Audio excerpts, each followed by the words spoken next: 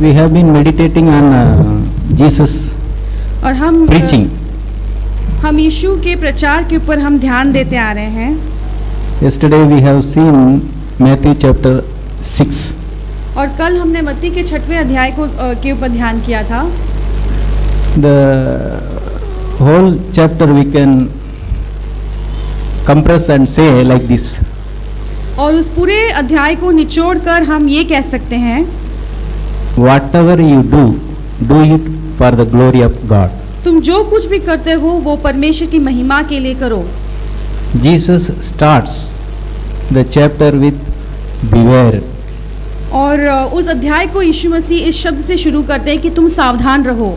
Yesterday brother explained, then only I came to know that it starts with beware. और कल जो है brother ने इस अध्याय को समझाया था और उसी समय पे मेरा ध्यान इस बात पे गया था कि वो अध्याय इस शब्द से शुरू होता है कि तुम सावधान रहो. When we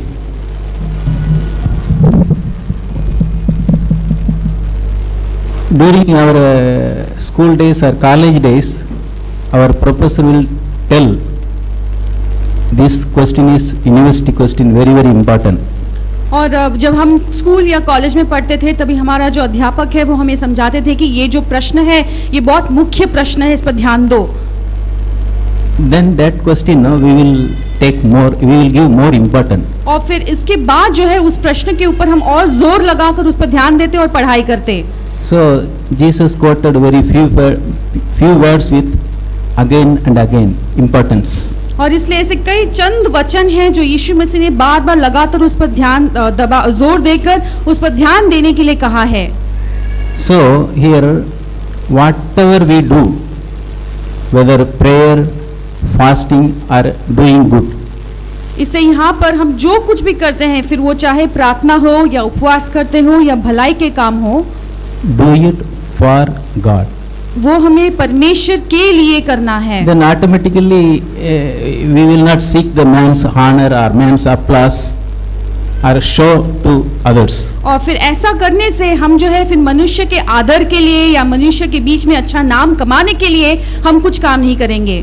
For example, pray, when you pray, go to your room and close it, pray secretly. उदाहरण के लिए जब आप प्रार्थना करते हो तो कहा गया है कि आप आपके कमरे के अंदर जाओ, दरवाजा बंद करो और फिर आप प्रार्थना करें. No, we should not take literally. हमें अब इस वचन को बिल्कुल उसके अक्षर रीति से नहीं लेना है. I have seen so many persons have only one room where he will go for prayer. और मैंने कई ऐसे घरों में देखा है, परिवारों में देखा है जो उनके घर में सिर्फ एक ही कमरा है, तो ऐसे में व्यक्ति कहाँ जाकर प्रार्थना करेगा. So my dear brothers and sisters, that room is your heart. इसलिए मेरे प्यारे भाई और बहनों, वो कमरा, एक कमरा का मतलब है तुम्हारा दिल, तुम्हारा हृदय. Close your heart. तुम्हारे हृदय को तुम बंद कर लो. Contact direct to God. और तुम बिल्कुल परमेश्वर के साथ सीधा संपर्क करो. When you pray like this, जब तुम ऐसे प्रार्थना करते हो, you will forget who is nearby you or in this church. और तुम ऐसे जब प्रार्थना करते हो तो तुम भूल जाओगे कि तुम्हारे आसपास में कौन लोग हैं या कलीसिया में आसपास में कौन है. Please experience that.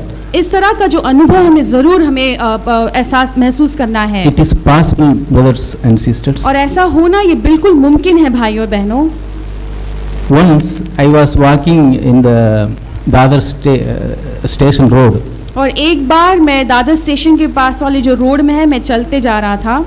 That time small tent were there roadside. और उन दिनों में रोड के बाजू में से जो है छोटे छोटे ऐसे टेंट्स होते थे या छावनी होते थे.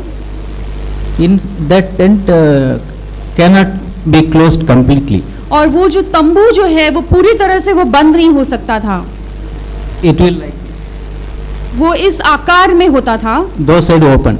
दोनों तरफ से जो है वो खुला हुआ रहता था, उसमें कोई दरवाजा नहीं होता था. Around 12:30 noon, hot sunlight. और दोपहर के 12:30 बजे जो है बहुत गहरा गर्मी वहाँ पे होता था. Then one man was kissing his wife. तो वहाँ पर एक व्यक्ति जो है अपनी पत्नी को चूम रहा था. I did not see purposely. मैंने जानबूझकर नहीं देखा.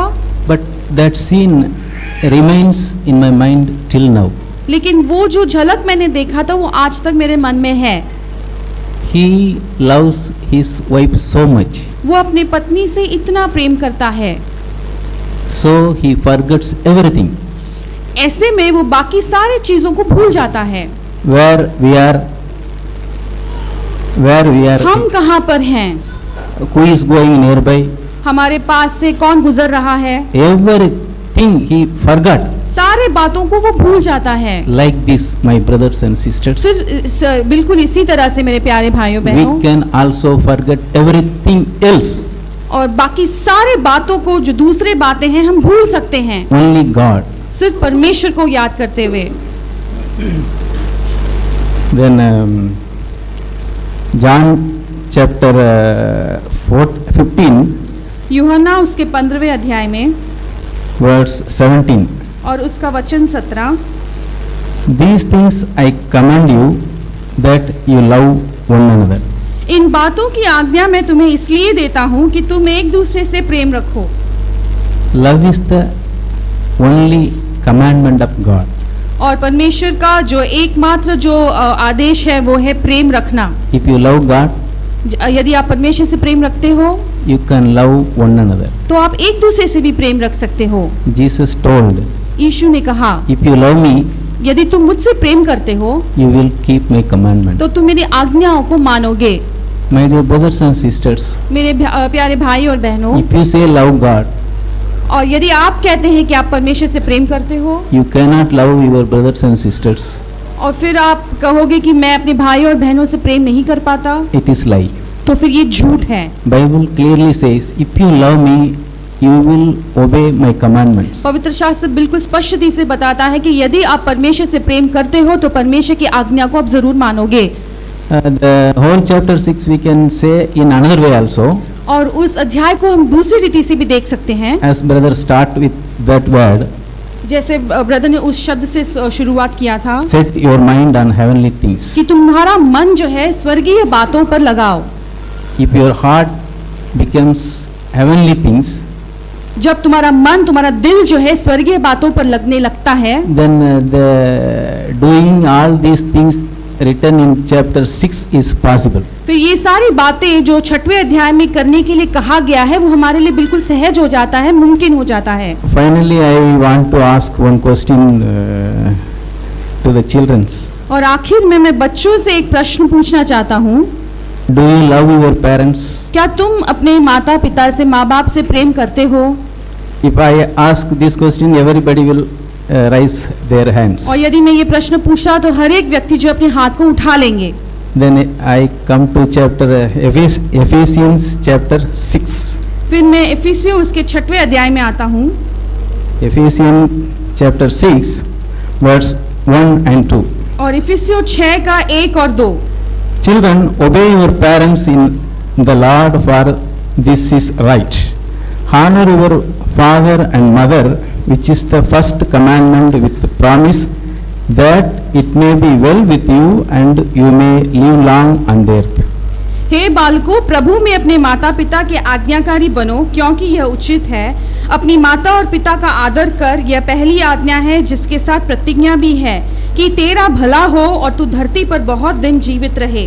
It is easy to say I love my mummy daddy. और ये बहुत आसान है कहने के लिए कि मैं अपने माता पिता से प्रेम करता हूँ। Then test by this commandment. लेकिन जो आज्ञा है इससे हम परखे भी जाएंगे। Whether you really obey your parents. क्या हम सच में हमारे माँ बाप की आज्ञा को मानते हैं? Praise God. परमेश्वर की स्तुति हो।